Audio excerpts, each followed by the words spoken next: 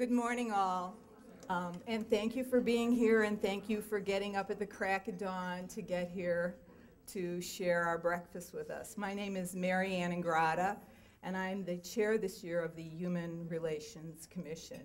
And I'd like to welcome you, and again, thank you. And I'd like to especially welcome our dignitaries. Our mayor is here, Mayor Hutchinson, thank you for coming.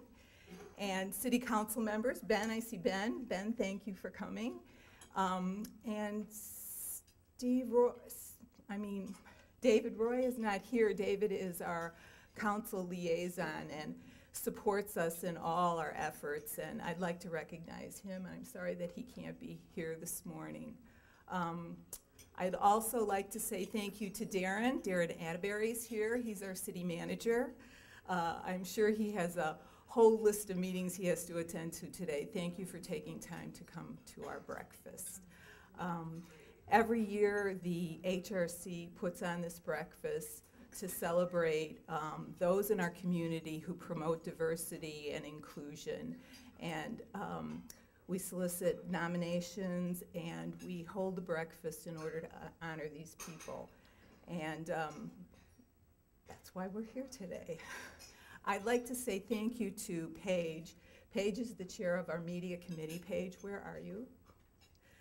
She's the chair of our media committee, and she's in charge of putting all of this together, including all the nominees and all the awards and all the logistics of the breakfast. Thank you, Paige, so much. And I'd also like to thank all the members of the HRC who are great. We got a bunch of new members this year who are enthusiastic and have just jumped in. James and Christina and Karen and Maya and Joanne, and especially to Elaine, my co-chair. Elaine has the dubious distinction of being the only retired person on the HRC, so we really rely on her quite frequently. She's our go-to girl. Thank you so much, Elaine. I'd like to say right now that we're one person short on the HRC, so we're looking for a new member. We did have a great member who left us to join city council. Unfortunately, Lisa is now a city council member and not an HRC member, but congratulations, Lisa, wherever you are. Thank you. Finally, I'd like to thank Becky O'Donnell. Becky, where are you? Oh, Becky is our staff liaison. She comes to our meetings and she answers all our questions. She does a lot of legwork for us, and she was integral in helping Paige and her committee put together this affair. So thank you, Becky. And Angelina Sanchez-Sprague also comes to our meetings. She's our recorder, and she records all the wise things that go on at our meetings. So thank you to our staff liaisons. And thank you to all of you. The reason that you're here today is because you give of your time and your energy for the causes that you believe so passionately in. And I appreciate that, and we all appreciate that. And we know that we're all here because we want to make Fort Collins the best that it can be. So thank you sincerely from the bottom of my heart, and the HRC thanks you also. So I guess it's time to ask our mayor to come on up and say a few words. Mayor Hutchinson, thank you very much. Well, good morning. Another beautiful day in Fort Collins. And it's my pleasure to welcome you to today's festivities, and it's a privilege to support the Human Relations Commission as we recognize outstanding individuals and groups nominated for the 2007 Human Relations Award. For over 2 decades, the City of Fort Collins Human Relations Commission has sponsored the Human Relations Awards to celebrate those in our community who promote acceptance and respect for diversity. In many cases, these nominees have been volunteers in the community for many years and in many different venues. I congratulate all of this year's nominees, and I applaud you all for your volunteer work. We want Fort Collins to be a welcoming community for people of all races, backgrounds, ethnicities, and religions now and well into the future. In 2003, a city survey showed that we are not moving in that direction, that we were not moving in that direction, and changing that direction is not easy. Reaching across these barriers is not easy. But I truly believe that great cities are inclusionary cities, and that Fort Collins can become a world-class inclusionary city, especially with people like you engaged as you are. Your work and commitment helps raise awareness for all of us in the community about the work that we still need to do. I would also like to offer special praise to the HRC for reaching out to the public, for putting on this event, and for continuing to discuss these issues with our community. The HRC has made a special effort this year to collaborate with other community organizations involved in promoting non-discrimination. They have been working with the Northern Colorado Multicultural Organization. Just had breakfast with a member of the Northern Colorado Multicultural Organization, and with Colorado State University in deliberative dialogue training in hopes to bring together diverse views for in-depth discussions. Let me recognize a few individuals. First, on behalf of the city, I want to once again thank the Human Relations Commission and their chair and co-chair, Marianne Ingrata, and Elaine Bonney. And specifically, I'd like to offer special thanks to Paige Backlund Harquin. As the chair of the Public Relations and Community Recognition Committee, she was in charge of planning and organizing this event. So we appreciate that.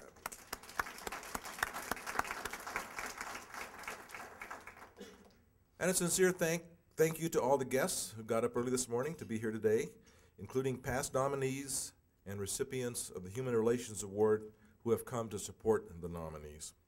I'd also like to thank all of you who sent in the nominations. Without your thoughtfulness and your time, we would not have the opportunity to present an award to those who are deserving. And I applaud all of today's nominees for your ongoing commitment to advancing the cause of human rights in the Fort Collins community. Each of you is truly deserving of this award. So thank you again.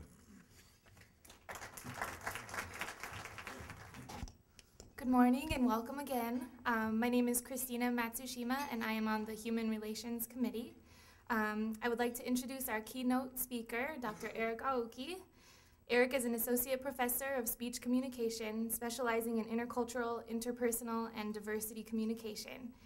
Eric is also a friend of the community and is well connected to the advocacy offices on the CSU campus, including Asian Pacific American Student Services, El Centro, Black Student Services, and GLBT. He also serves on the board of directors for the Northern Colorado AIDS Project and often is a guest speaker for these organizations as well as for the International Programs and International Education Office.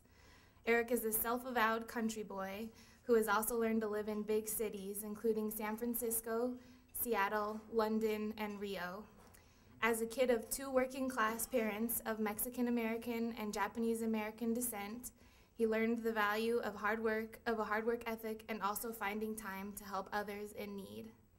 Eric has been at CSU for 10 years this summer.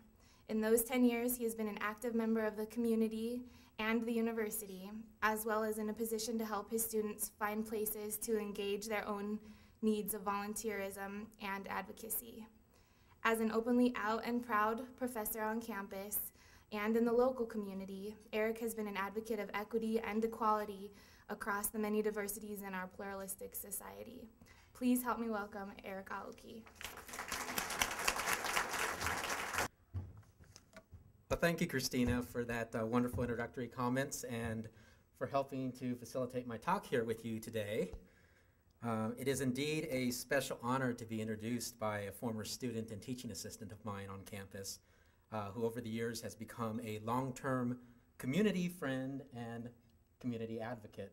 So thank you for your work, Christina. Very nicely done. Mayor Hutchinson, members of City Council, HRC Chair Marianne Ingrata, members of the Human Relations Commission, nominees and honorees, and fellow community members. I entitled my talk today, A Lifetime of Service, Helping Others, Replenishing Self. My guess is that this title speaks strongly to most everyone in this room. A lifetime of service. I imagine that many of you in here have done quite a few years and a long lifetime of good service to your communities. Helping others. My guess is that that's the foundational motivation for what we do and why we engage in what we do. Replenishing self. I sometimes think this is what we forget to do in terms of all the time and energies that we use in using our skills, using our abilities, our knowledge base, using the passion that we have to help others. I think we sometimes forget to replenish ourselves, so I thought it was important to talk about that today with such a strong sense of leadership and advocacy before me today. The great and late Dr. Martin Luther King Jr.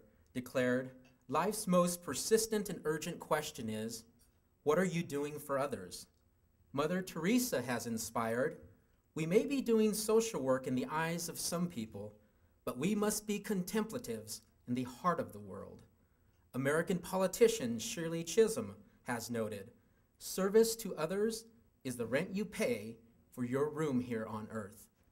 Leader Colin L. Powell has said, "My responsibility, our responsibility as lucky Americans is to try to give back to this country as much as it has given to us as we continue our U.S.-American journeys together." And finally, a long-standing Chinese proverb globally teaches us, if you want happiness for a lifetime, help the next generation. In asking two members of a younger generation, my two nieces, Macy, who is 5 years old, and her sister Kaylee, who is 3 years old, what it means to help others, Macy responded with, "I try to help mommy and daddy. I try to help other kids who don't have too many toys and too many books to make them have fun and so that they can learn. I try to help my friend Justin meditate because he gets so frustrated. I try to help clean up the playroom. I help Kaylee because she's too small to do some things by herself." Her sister Kaylee, when I asked her, "Well, Kaylee, tell me about people who help other people," she responded, "Well, Dora the Explorer and Diego help put Band-Aids on animals when they are hurt. The fireman helps the people put out the fires.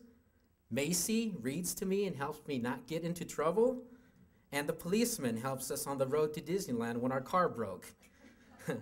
Already at such young ages, these youngins are learning what it means to help. And I know we are fortunate to have someone here today with this youthful spirit of helping others in society, a young individual who is doing a lot in this community.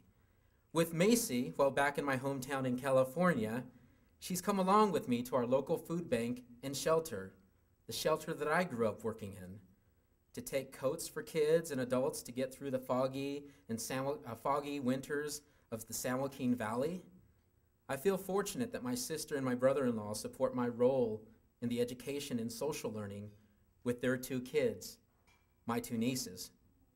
Macy immediately noticed that the people at the food bank existed in a different condition than she does. She asked, "Uncle Eric, why are the people so dirty here?" She understands at some level already that her life is different from others, affords her different things than others. And these are the realities that so many of you who are sitting right before me today in this very room on this fine morning already know in your lives, already know in your hearts of giving. My guess is that all of you in some way feel connected to the realities of what it means to give assistance and good energy from your lives to others. My guess is that you all know what it is like to work to provide service to and work toward justice so that our community and members of our community who may be in need or otherwise feel marginalized might feel a bit closer to understanding a sense of friendship, a sense of belonging, a sense of equality and equity, and a sense of home in this, our neighborhood, our shared community. Despite my long list of service and volunteerism that has been accomplished throughout my lifetime, a lifetime of helping others which was largely influenced by my mother's and father's strong work ethic and social teachings, while the four of us grew up in the countryside of Fresno, California, I would have been a bit challenged to stand before you a month and a half ago to give this talk. A little over than a month ago, I hit a hard alcohol spiral, a problem that I have been challenged with since my mid-20s, but one in which I sought help for and that I have remained healthy with and responsible with for the past 9 years of my life here in Fort Collins, when I took the job 10 years ago here at CSU. I know that the spiral was triggered by hardness and hard feelings regarding the loss of my late partner, Stephen, who passed on from AIDS just over 5 years ago. The day of that spiral, the pain of his loss was way too strong, and I struggled with not being able to talk to him in real time. He is who I needed to talk with, to talk life out with, and I hit the hard realization that that was not going to happen. So on that day, I lost my strength to fight, and I gave in, knowing that I would have to bounce back to reclaim my good and giving path, my life within happiness and within healthier days and healthier moments. And in the past month and a half, I have bounced back. That's the resilience that my mom and my dad taught me to carry on. Stephen's loss had a strong influence on my newest of advocacy. His loss inspired my newfound service connection to our local agency here in Old Town, NCAP, the Northern Colorado AIDS Project, where for the past year, I have served on the board of directors. In this capacity, I have learned firsthand that we at the agency serve a wide range of individuals who are in need of medical, emotional, and financial assistance for their lives. And with a stigmatizing variable at play, AIDS, HIV, and living with HIV, I have learned another level of human compassion. Stephen was an individual who modeled strongly the gift of giving. With his time, energies, and financial assistance, he gave passionately and generously while living across the ocean in our home in London. He gave of his time and energies both in London, but also here in the States, where I work, where we had a studio. He gave a lot to this particular community here in Fort Collins. He supported many causes, but his biggest love was the work he accomplished with the children back in London, who to this very day now carry on his spirit and his memory. His philosophy for, come on, Eric, just 2 hours a week in their hearts. As a busy international lawyer, Stephen found the time to give of his heart because the contemplatives of his heart to this world, as Mother Teresa has said, because he believes so strongly in everyone who could, giving a very minimum of 2 hours a week to the various agencies and causes of our society. My guess is your lives are a lot like this. In his lifetime, this way of being, giving, and connecting became his life with so many people and friends, all of whom became a part of his life's learning and his life's gifts. I consciously titled my talk today, A Lifetime of Service, Helping Others, Replenishing Self, in memory of Stephen, and also as a social and personal reminder to all of us in this very room today to take good care of ourselves along the way. I wanted to remind all of us that in our good hearts of wanting to help others, we must remember to ensure our own health and wellness as we stretch out our hands to help others. And yes, the outcomes are mutually beneficial. As writer Ben Sweetland says, we cannot hold a torch to light another's path without brightening our own. Additionally, Jonathan Kozel, the writer and activist for U.S. children's schools, issues of race and social class across this great country, teaches us of compassion fatigue and social apathy. He reminds us that as advocates of help, we might not always get to see the outcomes that we desire in our work, in our help, in our advocacy, within our lifetimes. While seeing wonderful outcomes is a glorious gift, we have to be okay with knowing that like many community members and leaders before us, we have to be okay with giving of our service as part of a larger process of change, as part of a larger system of personal, social, and cultural healing. Kozel also reminds us that we must take time to replenish our spirit, to take some breaks from a consistent cycle of giving so that we may stay in this journey longer and not burn out with compassion fatigue, a type of fatigue from caring that runs the risk of potentially turning into social apathy, a more serious problem because then we stop giving of our skills and of ourselves, we stop doing. So as the old saying goes, let us be reminded to work to achieve a life of moderation and good balance for our lifetimes, for this lifetime of giving. My students at CSU, as Christina so nicely exemplifies, are wonderfully rich in their caring. Like you, they have their lives and hands in many an issue and agency of help in this town. Occasionally, a new person is inspired by the words or works of another student. And just recently, Austin came to my office and said, Dr. Aoki, I want to be passionate about something in life. I want to contribute to this society. Will you help me find a passion? Of course, in this moment, you know my smile was from ear to ear. I gently reached into my desk and pulled out this long sheet of many agencies and many networks in this town and told Austin, okay, here's a list of things to get passionate about, a list of things that you can do. Let's find how your skills and your interests best pair up with things on this list. He, a little bit overwhelmingly, smiled, and I smiled back. And I know days later, the agencies in town that he contacted started smiling too. And so the flicker of inspiration goes, and goes, and goes, and goes. One person, one passion, one helping hand at a time.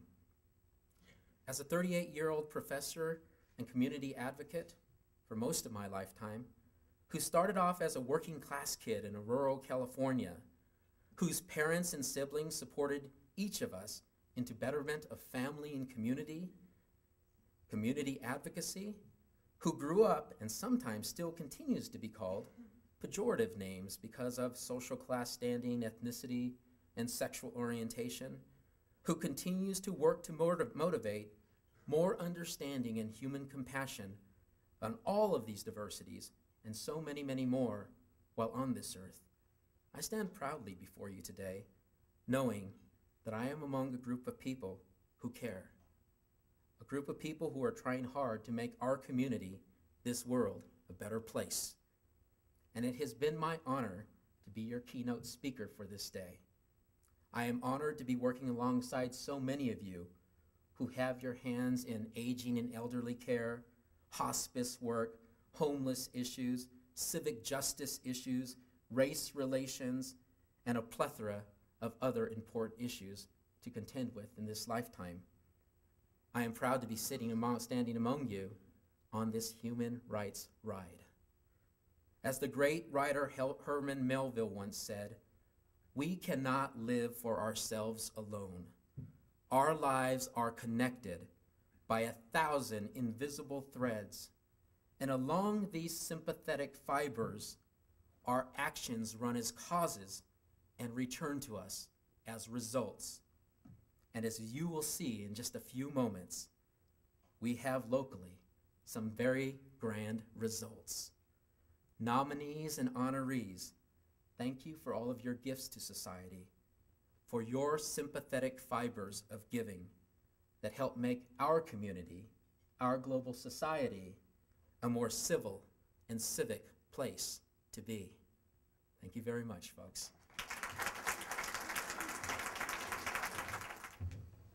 Thank you, Dr. Aoki, for that moving and important message.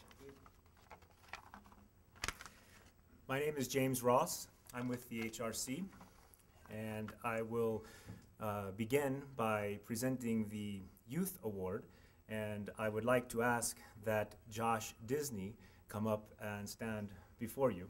If he would join me up here.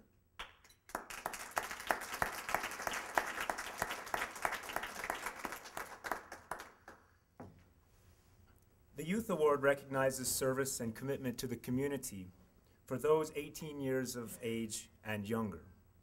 The recipient of the 2007 Human Relations Award is an exceptional individual, full of compassion and generosity. Most of us will not give back to our communities in a lifetime what this individual has already given in terms of community service in his youth. You may be wondering how that could be possible when this year's recipient has yet to enter high school. The answer is that Josh Disney has been actively involved in the community service since he was in elementary school. I cannot begin to recount all that Josh Disney has done to make our community a better place, but the following will give you some idea of his contributions. While in elementary school, Josh worked as a library pal at Fort Collins Public Library for 3 years. During those summers, he volunteered at the library, shelving books, preparing crafts, and sometimes dressing up like Annie, the railroad dog. He also participated in 4-H community service projects that included planting flowers at a local cemetery. In junior high, Josh has already worked on various community service projects, including programs at the Food Bank, Catholic Charities, Northern's Hospitality Kitchen, and Meals on Wheels. And we understand that Josh is more committed than ever before. From making blankets for Project Linus with his 4-H club to playing his guitar for Alzheimer's patients at Altera Clare Bridge Cottage and for fundraisers such as Pedal Point Festival and for MS Research and for the Sustainable Living Fair. From speaking at City Council to promote the library district to planning library activities for teens through the Interesting Reading Society. From organizing a neighborhood drive for the Crossroads Safe House to participating in United Way's 24 Hours to help the homeless, where he collected $150 in pledges for the Fort Collins Housing Authority. Josh Disney is a young man out to make a difference. Whether he is sleeping outside in a cardboard city in Old Town Fort Collins with 19 other students to raise awareness of homelessness in our community, or going with Habitat for Humanity on their Katrina relief trip to help rebuild houses and lives in New Orleans, Josh Disney exemplifies the spirit of the Human Relations Award, and we are very proud to recognize his outstanding service and proven commitment to the community. Thank you so much.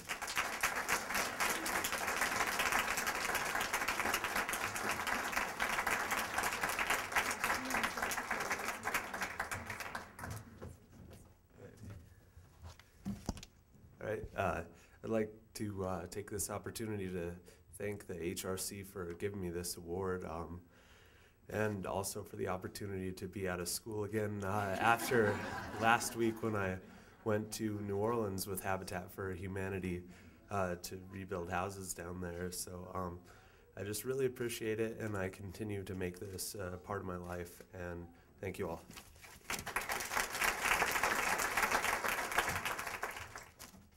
Good morning. My name is Paige Backlund Harkeen, and I will be presenting the Adult Human Relations Award, recognizing the efforts of a very special woman, Maria Martinez, for her years of service on the Fort Collins Citizen Review Board. Would Maria come up and join me here?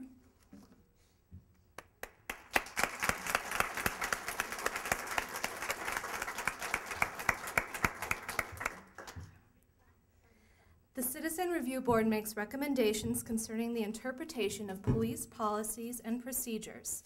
The board reviews internal investigations where a peace officer is alleged to have used force, discharged a firearm, committed a crime, when a person sustained severe injury, death, or alleged that their civil rights were violated by a police officer. Maria Martinez has worked as a volunteer on the Citizen Review Board since January of 2000. She served long and effectively and has a talent for carefully evaluating the merits of complaints against police officers and rendering thoughtful, fair, and well-worded decisions. Above all, she is open and fair-minded in dealing with complaints and with police officers. She is courteous and respectful to everyone and absolutely dedicated to assuring that complainants get a full and fair hearing with the Citizen Review Board. For her efforts in promoting human dignity in a fair and effective manner, Maria deserves this year's Human Relations Award. Congratulations.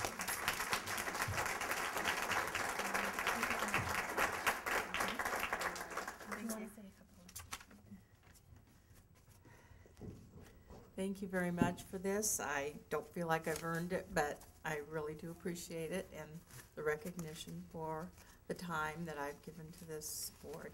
Thank you.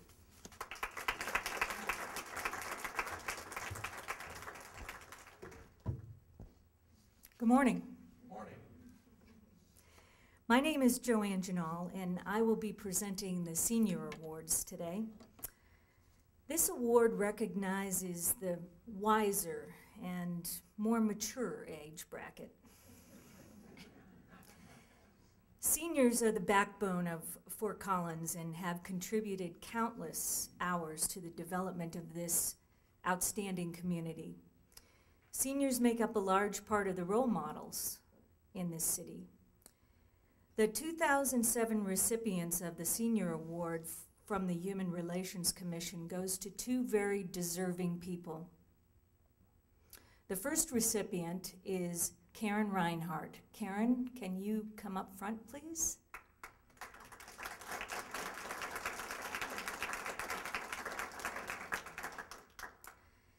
Karen has been an active community member since she has moved to the Fort Collins-Loveland area.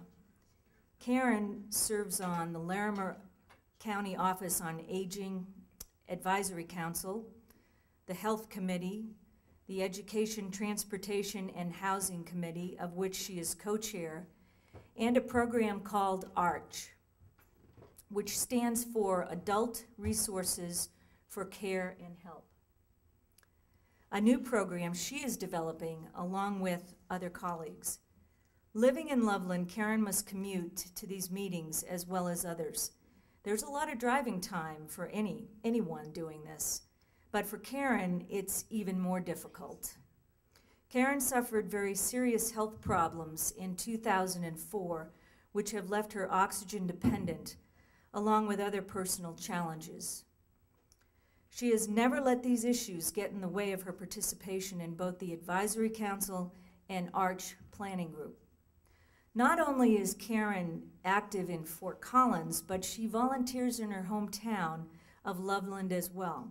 Her activities in Loveland include the Chilson Senior Advisory Committee Board of Directors, serving as secretary, senior issues and rights regarding housing and health care in the Loveland area, a volunteer at McKee Medical Center with 850 hours of volunteer service. So if you or a loved one have a surgical procedure at McKee, you may be lucky enough to have Karen to talk to ease your stress, as she is a surgical desk ambassador. Karen is a true role model in our community, helping young people and looking out for the well-being of our older folks. I'm proud to present the 2007 award for senior to Karen Reinhardt. Karen.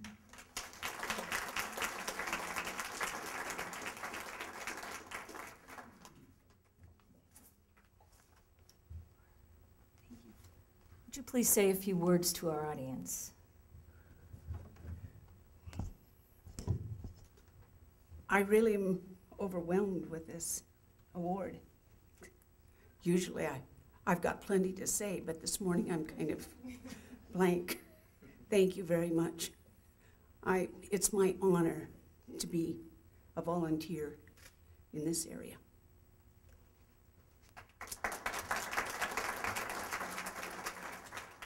The second senior award goes to another community role model, Brian Carroll. Brian, can you come up front, please?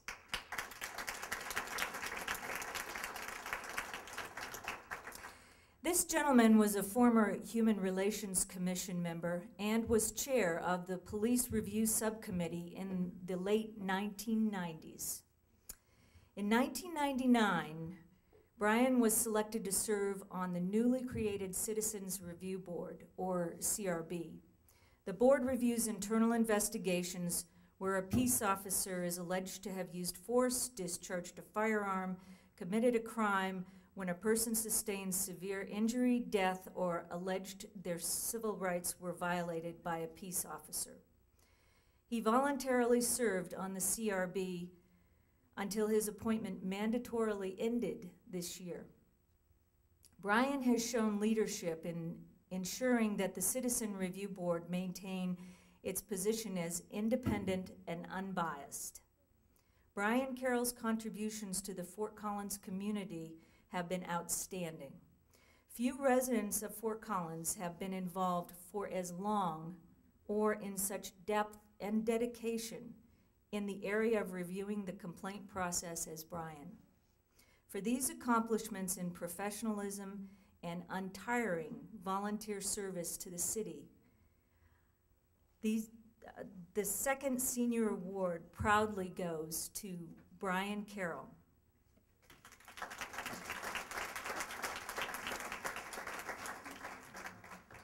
Thank you. Well, thank you very much.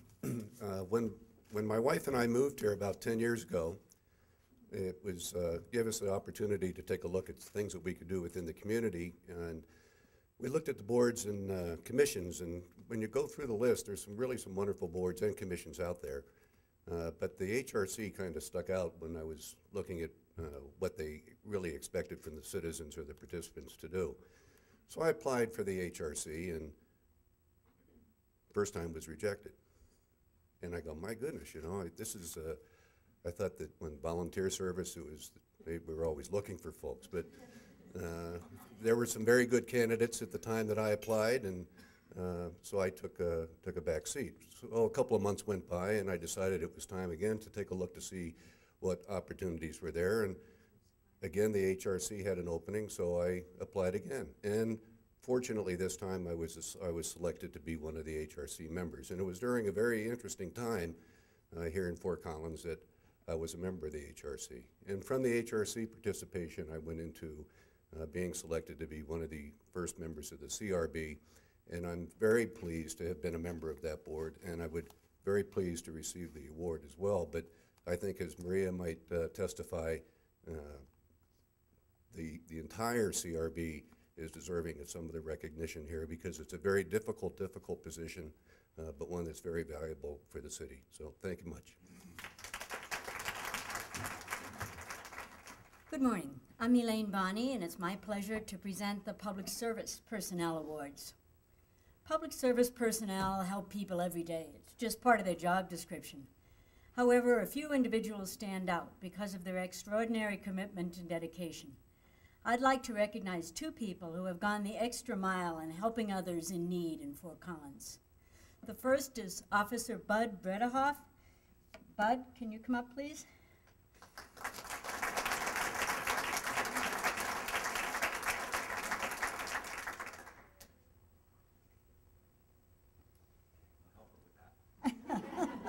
Always helping out.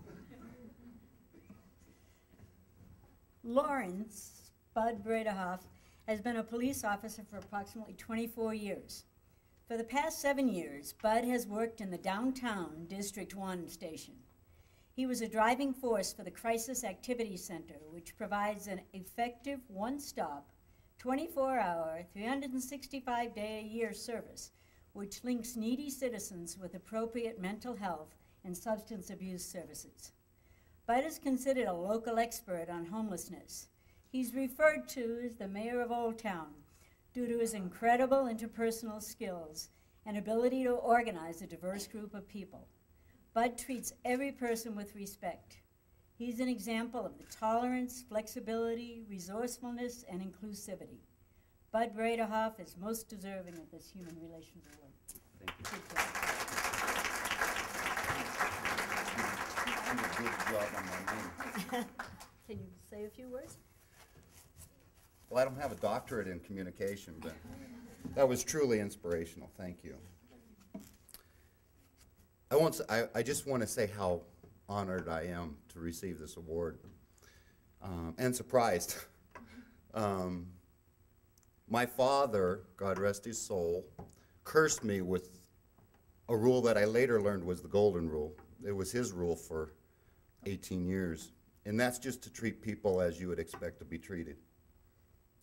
That served me well in my life, my career, and my family. And now I've cursed my children with that. He's always said that he's always going to be looking over my shoulder and that I'm not to do anything that he wouldn't approve of. And that's the other curse that I've given my children. So thank you very much, and I'm truly honored. Thanks.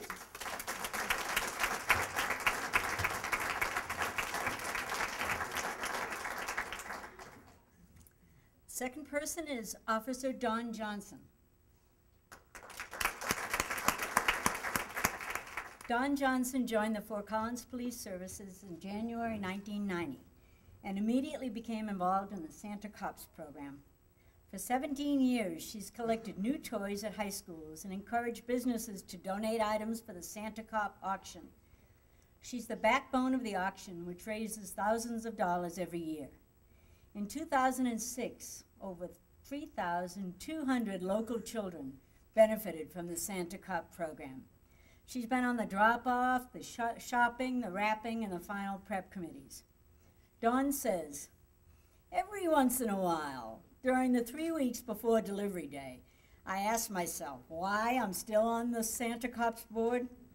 Then I remember the smiles, the tears, and the hugs, and I know why. For her dedication, commitment, and hard work for the needy children of Larimer County, Dawn Johnson certainly merits this Human Relations Award. Good job, Dawn.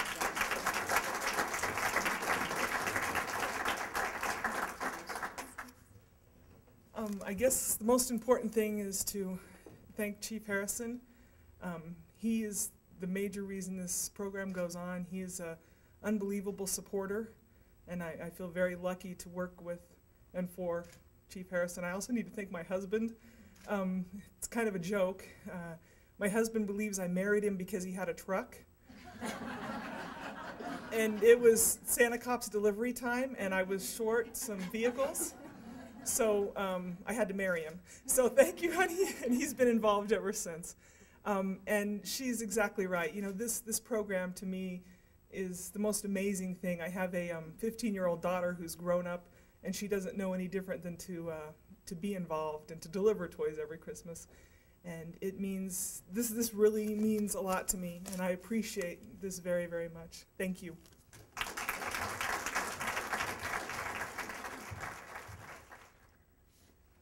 So we had so many nominees for the organizations. Unfortunately, this year we could only pick one. However, I am going to highlight the wonderful achievements and things that these organizations have done for our community. I'm going to ask that they all come up afterwards, and then we'll have a very ceremonious envelope opening. So be ready for a drum roll. All of our nominees in the organization category have proven time and again that it does indeed take a village. While the importance of an individual's contribution to the betterment of society can never be underestimated, nor can a group of individuals with passion, drive, and temerity, as the following groups clearly demonstrate. The Rocky Mountain Resource Center on Violent, Destructive, and Hate Groups has been serving the community for 30 years. In the wake of the Virginia Tech massacre, its role has increasing pertinence and relevance, tracking hate groups and hatred in their most nascent forms. Aside from fielding calls and tracking the rumblings, they also go out into the community to educate people and groups on hate, hate crimes, abuse, and scams. That people give freely of their time to ensure that the citizens of this community are safe is both inspired and inspiring. Hospice of Larimer County. They say 1 out of every 8 people will be diagnosed with cancer. So it should not come as any great shock that Hospice of Larimer County has been nominated as a standout organization, though it is undoubtedly deserved. The depth and breadth of their work is almost unmatched, and they've been specializing end-of-life care for over 30 years. So their contribution to the city and its citizens is quite extensive. Hospice volunteers give round-the-clock care in all aspects and capacities, not only attending to alleviating the pain of those physically suffering at the end of their lives, but also helping in reducing burdens for the friends and families of the dying, from financial to psychological to spiritual. They are the picture of holistic care. Resources and Guidance Education Group, or RAGE. RAGE is a noun, a verb, and adjective defined as follows: ardor, fervor, enthusiasm. All of these definitions adequately embody the work and drive behind the Resources and Guidance Education Group, or RAGE, as it is also known. They are aimed at raising awareness of what methamphetamine is doing to community members in Larimer County, and also provide support to addicts and their loved ones. The ardor, fervor, and enthusiasm with which the people at RAGE volunteer their time, money, and energy is exceptional. Their efforts to reach out to all strata of society, from inmates to the children of methamphetamine and beyond, inspires us to snap out of complacency and take action. Our final nominee, the Lincoln Junior High IB program, embodies the essence of a global village. The Habitat for Humanity catchphrase. As one man said of their efforts, larger, well-organized groups and organizations have tried and failed to raise the money needed to sponsor a Habitat home. You demonstrated to everyone in Fort Collins, in Colorado, indeed the whole nation, that a huge challenge can be taken on and accomplished by faith in yourselves, determination, and a huge desire to make a difference. What is even more noteworthy is that even though these young people did not participate in the actual building of a home, their intense drive to raise funds from the beginning and furnish it with love and care actually resulted in not just a house being built, but a home as well. Their efforts managed to inspire major companies to contribute, and they are the first public school in the state to sponsor a Habitat home. These young people truly demonstrate the value of a global village. Now, if I could have all of our nominees come up, or a representative from each organization, I would be ever so happy.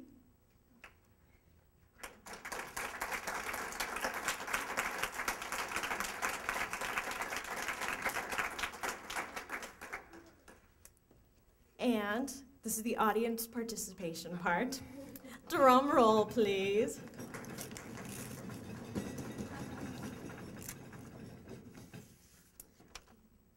And the 2007 organization winner for the Human Relations Award for, yes, 2007, I already said that, is Lincoln Junior High's IB program. And if you would like to come up and say a few words.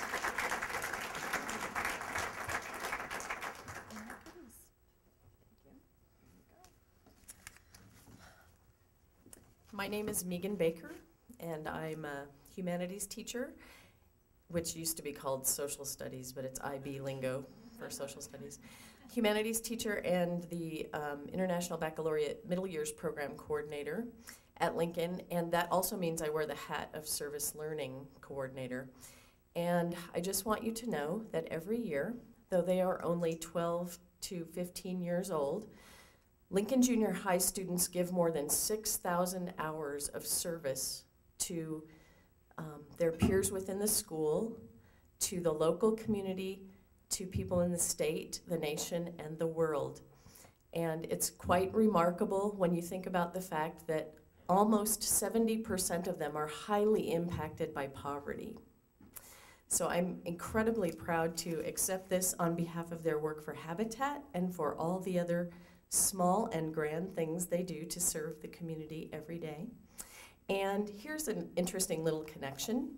Next fall, Officer Dawn Johnson and I will have offices right next to each other in the front administrative area of Lincoln, because she is going to be the school resource officer at Lincoln starting in August. And so I'm thrilled to talk to her about how we can make a connection to have Lincoln start participating in Santa Cops. So, you know, it's a great place to get connected. Thank you very much. We also want to recognize the other organizations. We have certificates that we'd like to present to you. To Hospice of Larimer County.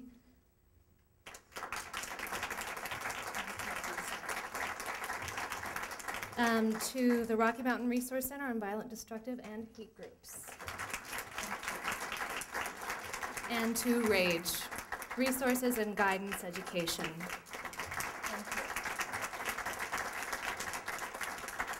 And thank you all for coming. Please continue to enjoy breakfast and have a wonderful day.